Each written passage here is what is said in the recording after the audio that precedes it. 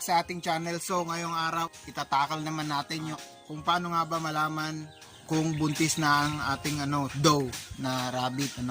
So syempre, marami kasing nagtatanong kung ano ba yung mga senyales na buntis ng ating doe. So unang-una, i-mate muna natin yung doe natin sa back. So make sure na magiging successful yung mating niya, kasi minsan kala mo successful. So ganito yung successful na mating ng back sa doe. Yan, pag nagganyan, natumba yung lalaki, ibig sabihin successful yung mating nila. So ang gestation period ng doe is umaabot ng 30 days. Minsan nasubukan ko 40 days bago siya nanganak. So relax ka lang pag mga 31, 32 days hindi pa nanganak, relax ka lang, huwag ka masyadong kabahan. Tsaka ang ginagawa ko ganito,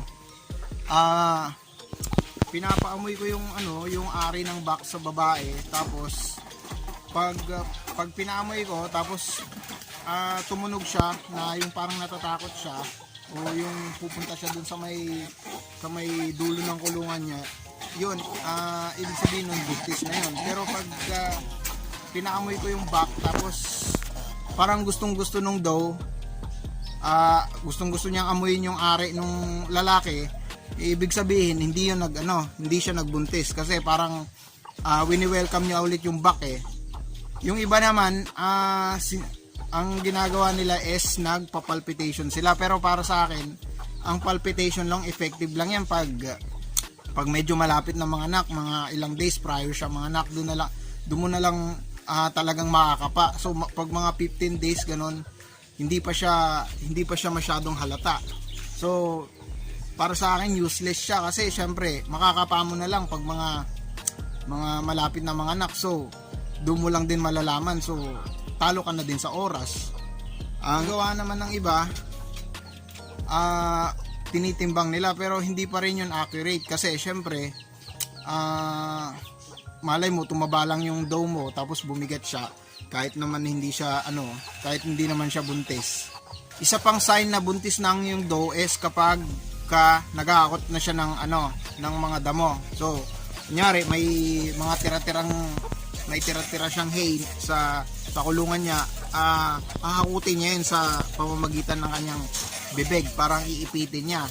Tapos makikita mo na parang naghahakot siya.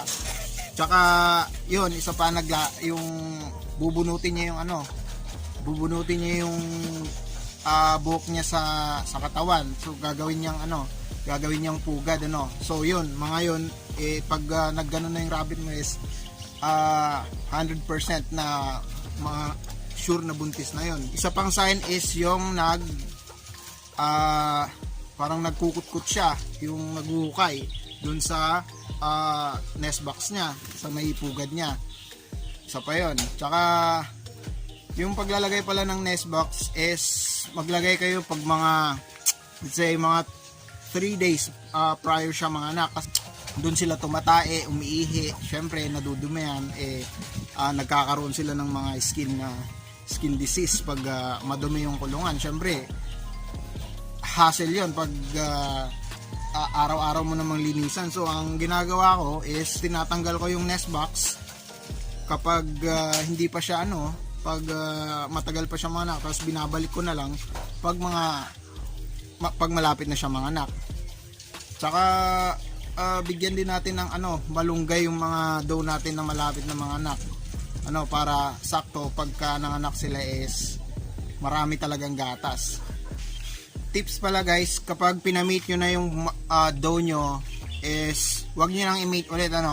So nag-experiment kasi ako noon, pinamate ko yung doe ko, tapos after 3 days pinamate ko ulit. So ang nangyari, pinilit nung back yung doe, tsaka nung nanganak siya after 30 days, ang nangyari, konti lang yung anak, 2, tsaka yung iba 3, kasi nag-experiment ako, mga 5 doe yung pinag-experimentuhan ko, kasi syempre ang ko doon is kung para sure na buntis, 'di ba? Kasi may mga false pregnancy.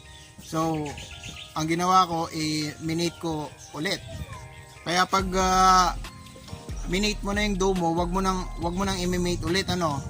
Tsaka syempre, isang makikita mo yung pagtakot na siya sa back, pag tumatakbo na siya, ibig sabihin nun, buntis na yon. Pero kung tumuwad siya,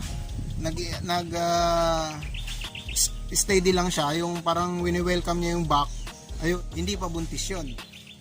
So ayun, sana marami kayong natutunan.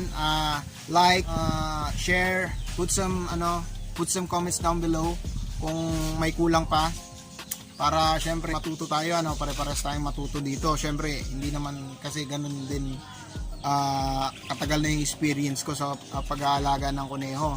So marami pa akong hindi alam. Ayun, kita-kita ulit tayo sa next vlog.